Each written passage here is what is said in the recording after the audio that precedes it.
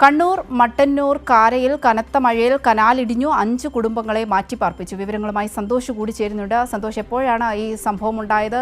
ഇപ്പോൾ കുടുംബങ്ങളെയൊക്കെ സുരക്ഷിത സ്ഥാനത്തേക്ക് മാറ്റിപ്പാർപ്പിച്ചിട്ടുണ്ടോ? അവന്തിക, ഇന്നലെ രാത്രി 11:30 കൂടിയാണ് പഴശ്ശി പദ്ധതിയുടെ പ്രധാന കനാല് കാരഭാഗത്ത് ഇടിഞ്ഞത്.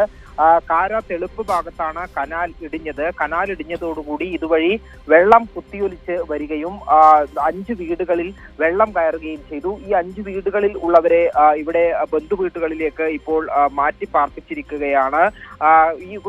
ഇവിടെ നിന്നും കനാൽ ഇടിഞ്ഞതോടുകൂടി വളരെ പെട്ടെന്ന് തന്നെ വെള്ളം കുത്തിയൊലിച്ച് വീടുകളിലേക്ക് കയറുകയായിരുന്നു. ഉടൻ തന്നെ നാട്ടുകാരുടെ നേതൃത്വത്തിൽ രക്ഷാപ്രവർത്തനം ആരംഭിക്കുകയും ഈ വീടുകളിൽ ഉണ്ടായിരുന്നവരെ ബന്ധുവീടുകളിലേക്ക് മാറ്റി പാർപ്പിക്കുകയും ചെയ്തിരിക്കുകയാണ്.